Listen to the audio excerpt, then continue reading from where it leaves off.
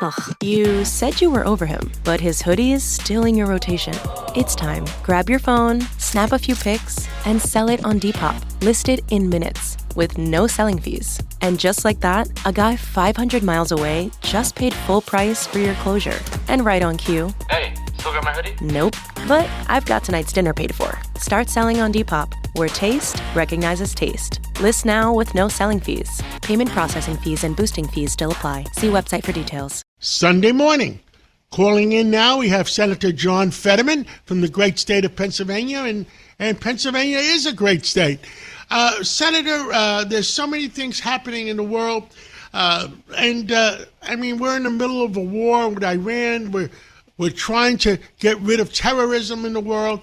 How do you feel this Sunday morning? You know,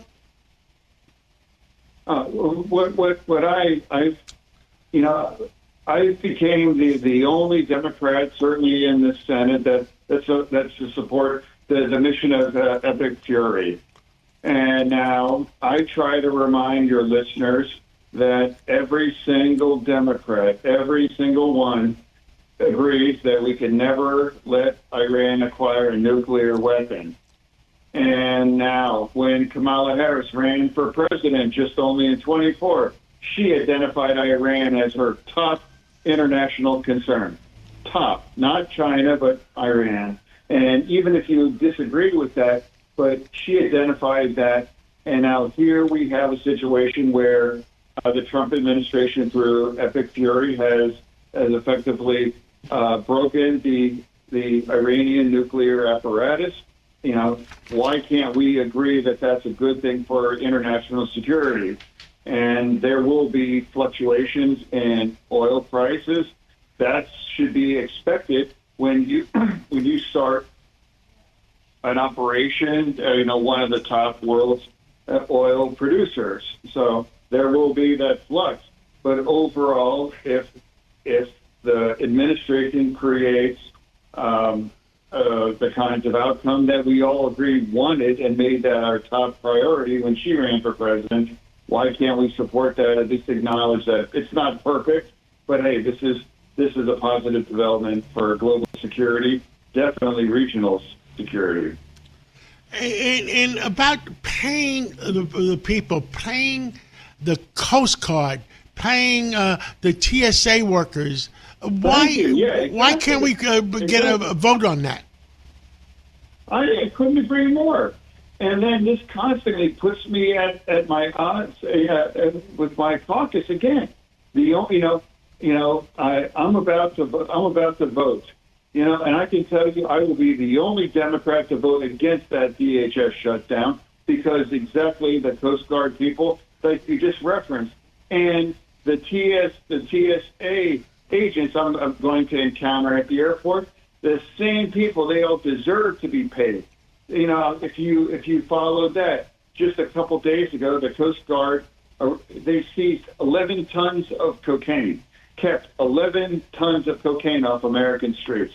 Those heroes keeping us safe, weren't paid while after, seizing 11 tons of cocaine. That's part of the lunacy. As a Democrat, I want to have some ICE reforms. I discussed them exactly with my friend Senator Mullen about that. And I believe we are going to find a better way forward. But this shutdown has had zero impact on ICE.